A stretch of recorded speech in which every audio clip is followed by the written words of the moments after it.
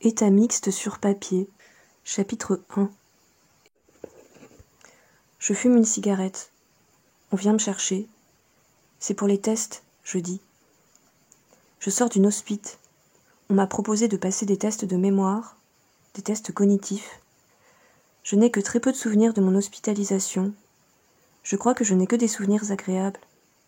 Tout ce qui se situe entre l'arrivée et la sortie est extrêmement flou. Je me souviens être arrivée aux urgences avec une lettre de mon psychiatre, le docteur D.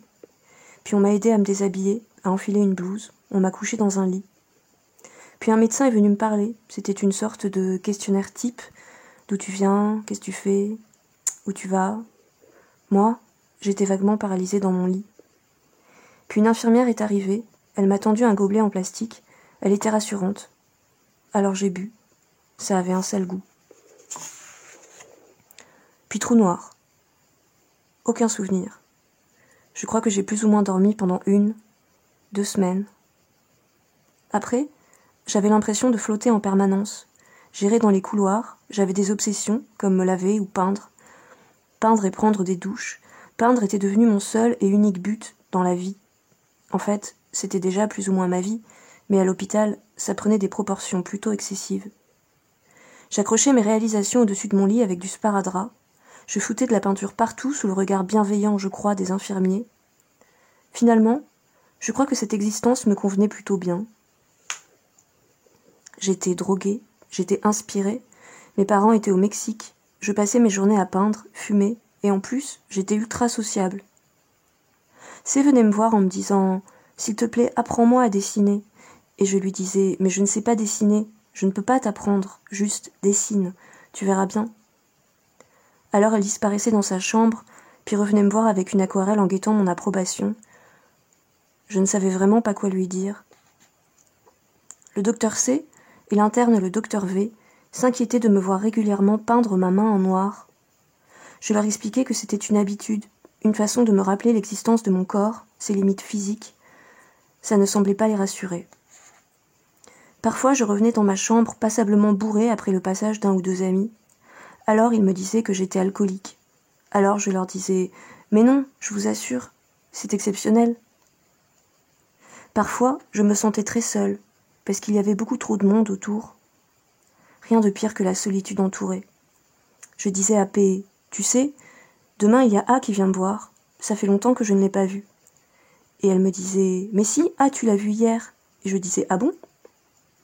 Je faisais des choses que j'oubliais, je voyais des gens que j'oubliais avoir vus 2 secondes plus tard, j'étais dans l'oubli permanent. Le pied. Bon d'accord. Je sais bien qu'au fond, c'était un peu plus compliqué que ça. C'est vrai. Mais ma mémoire a choisi d'être très sélective et de ne garder que la légèreté de l'inconscience. Je ne me souviens pas avoir tant souffert. Pourtant je sais que j'ai pleuré, je sais que j'ai crié. Si, je me rappelle le jour où je suis sortie. Mes parents étaient venus me voir un soir. Ils étaient rentrés du Mexique depuis un moment déjà. C'était toujours compliqué de voir mes parents. Dès que je les voyais, j'étais assaillie par un sentiment de culpabilité insupportable. Les voir, c'était voir leur inquiétude, voir leur souffrance. C'était juste intolérable. Je n'arrivais pas à gérer ce qui se passait à l'intérieur. Comment gérer l'extérieur? Je n'avais pas de réponse à leurs regards, à leurs questions. Leur détresse m'agressait.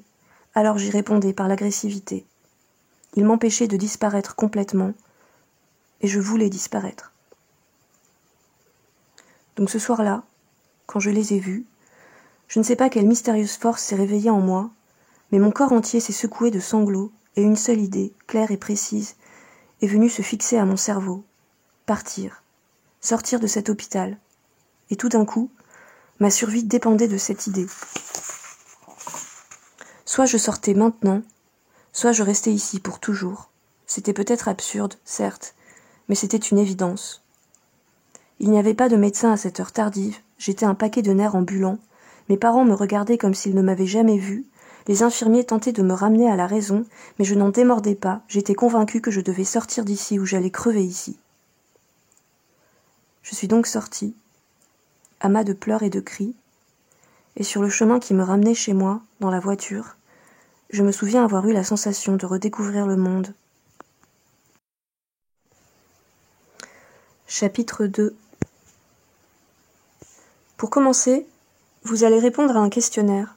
En fait, ça sert un peu à évaluer votre état d'esprit. C'est une sorte d'échelle de la dépression. C'est une stagiaire, elle me tend un paquet de feuilles. Je considère les différentes propositions qui s'offrent à moi. Je dois choisir la bonne. 1. Je ne me sens pas triste. 2. Je me sens cafardeux ou triste. 3. Je me sens tout le temps cafardeux ou triste et je n'arrive pas à en sortir. 4. Je suis si triste et si malheureux que je ne peux le supporter. Ah, vraiment, je sais pas. J'hésite. Finalement, je coche une réponse, puis j'enchaîne. Alors, est-ce que je suis découragée ou pessimiste au sujet de l'avenir ? Est-ce que j'ai un sentiment d'échec dans ma vie ? Est-ce que je me sens coupable ? Est-ce que je suis déçue par moi-même, voire est-ce que je me hais ? Est-ce que je pense à me faire du mal ? Est-ce que j'ai le sentiment d'être plus laide qu'avant ? Est-ce que mon appétit est toujours aussi bon ? Voilà, questionnaire rempli. Je rends les feuilles à la stagiaire, elle les parcourt méthodiquement, écrit des trucs, puis enfin, me regarde. Vous avez quand même un score élevé, elle a l'air compatissant. Attendez, je vais quand même voir avec le docteur I. Ne vous inquiétez pas, elle est très bien. 5 minutes plus tard, elle revient accompagnée du docteur I, du docteur AI, pour être précise, psychiatre.